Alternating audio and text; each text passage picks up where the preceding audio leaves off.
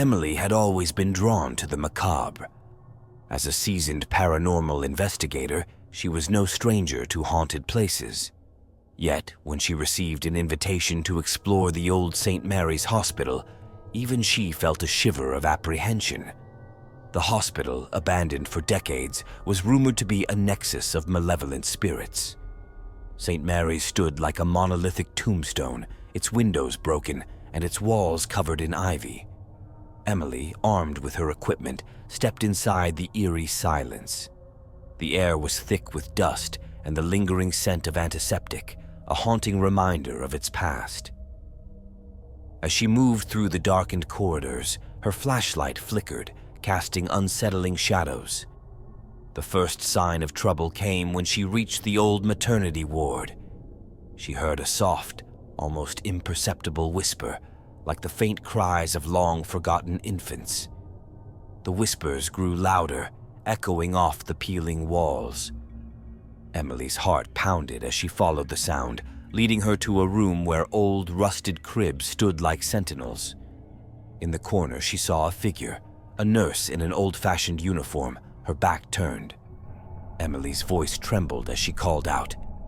The nurse turned slowly, revealing hollow, empty eye sockets. Emily stumbled backward, her flashlight flickering violently. The nurse began to move toward her, her steps slow but deliberate. Panic surged through Emily. She turned to flee, but the door slammed shut with a deafening bang. The whispers grew to a cacophony, echoing the cries of the long-dead infants. Emily was trapped, her breaths coming in shallow gasps. In her desperation, she fumbled with her equipment, trying to capture the spectral presence on camera. The nurse's ghostly hand reached out, passing through Emily's arm with an icy chill. Pain shot through her, as if her very life force was being drained. Emily's vision blurred, and she felt herself growing weaker. Just as she was about to succumb to the darkness, the whispers abruptly stopped. The nurse vanished, leaving Emily alone in the silent, oppressive room. Mustering her remaining strength, Emily managed to force the door open. She stumbled into the hallway, gasping for breath.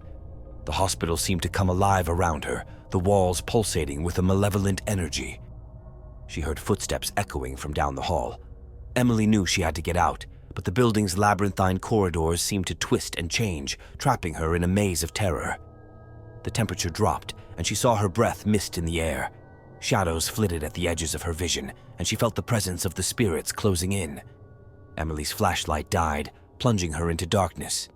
She felt cold hands grasp her shoulders, pulling her back. Emily screamed, thrashing against the unseen forces. She broke free, running blindly through the halls. The whispers returned, louder and more insistent, filling her mind with a sense of impending doom. She found herself in the old surgical theater, the tables still stained with old blood. The room was filled with ghostly apparitions of doctors and patients, reliving their final moments in a perpetual loop of suffering. Emily felt a sharp pain in her side and looked down to see a ghostly scalpel protruding from her flesh. The spirits of the doctors advanced, their hollow eyes fixed on her. She felt herself fading, her life force ebbing away. With a final desperate surge of willpower, Emily tore the scalpel from her side and stumbled toward the exit. She burst through the doors and collapsed outside, the night air cold against her skin. She looked back at the hospital, now silent and still. Emily knew she had barely escaped with her life, but the horrors of St. Mary's would haunt her forever.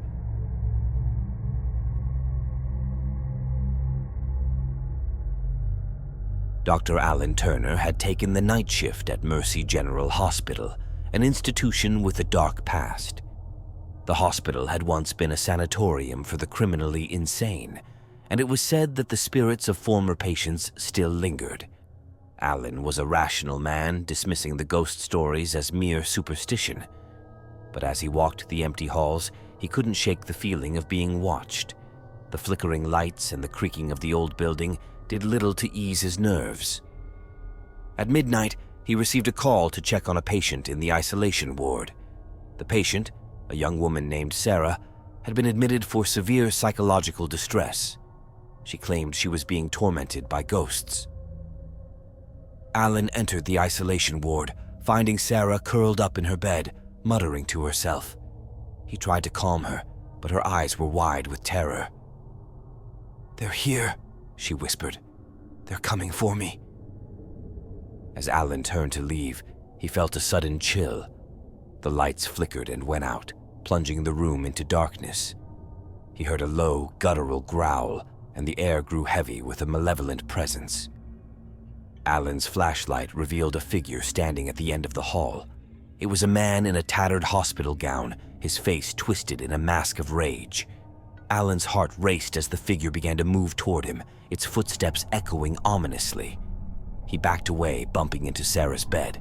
The patient screamed, her voice piercing the darkness. The ghostly figure lunged, its hands reaching out for Alan.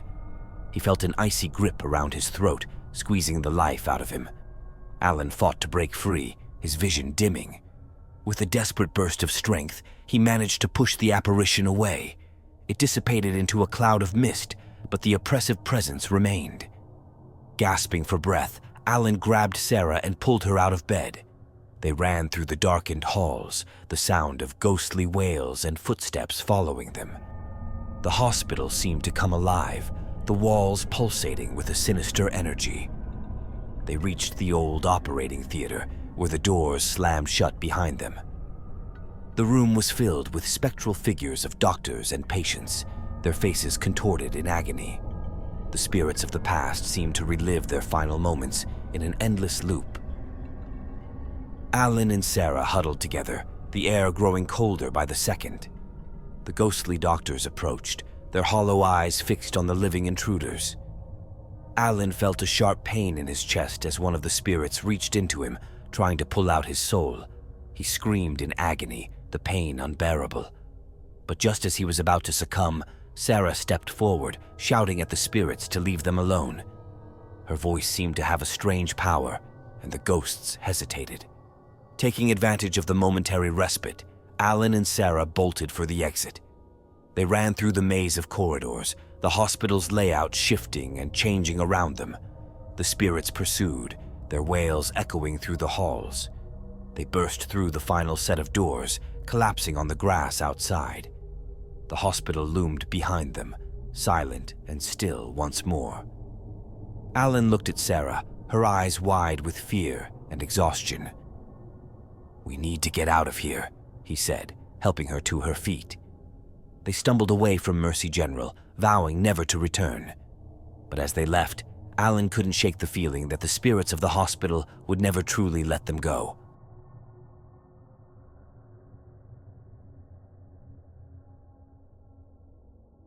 Lucy and her friends had always been thrill seekers. When they heard about the abandoned Oakwood Asylum, they decided to spend a night there, hoping to catch a glimpse of the rumored hauntings. The asylum, once home to the mentally ill, had a dark history of abuse and neglect. The group arrived at dusk, the crumbling facade of the asylum looming over them. The air was thick with the scent of decay, and the silence was oppressive. They set up their equipment, ready to document any paranormal activity. As night fell, they began their exploration. The old wards were filled with broken furniture and graffiti, a testament to the years of abandonment. But it was the whispers that unnerved them the most, echoing off the walls like the voices of the damned. Lucy felt a chill run down her spine as she entered the old electroshock therapy room. The air was heavy with the residual energy of countless tortured souls. She saw movement in the corner of her eye and turned to see a shadowy figure standing by the rusted equipment. She called out to her friends, but the figure vanished. The others joined her, their expressions wary. They decided to stick together, moving through the asylum as one. But the spirits had other plans. The temperature dropped suddenly, and the lights on their cameras began to flicker.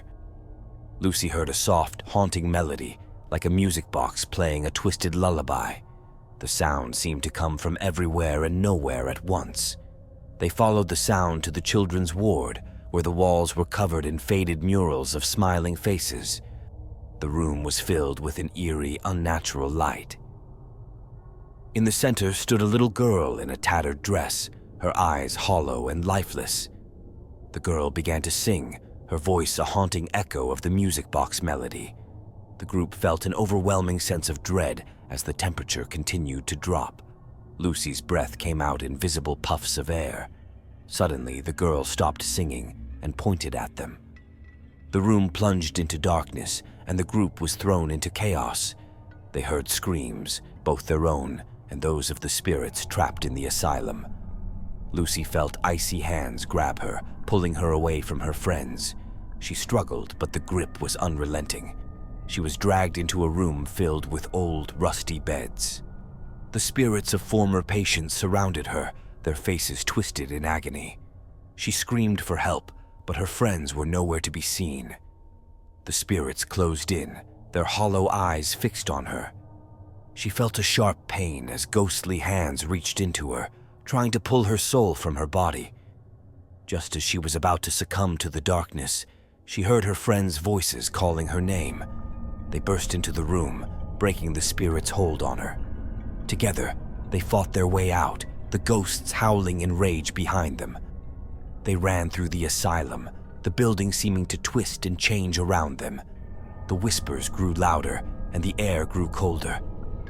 They could feel the spirits closing in, desperate to claim new victims. Finally, they reached the entrance. They burst through the doors and collapsed on the ground outside, gasping for breath. The asylum loomed behind them, silent and still once more, but they knew they had only narrowly escaped with their lives. As they walked away, Lucy looked back at the building, a sense of unease settling over her. The spirits of Oakwood Asylum would always be there, waiting for their next victim. And she knew she would never forget the night she spent in the haunted hospital.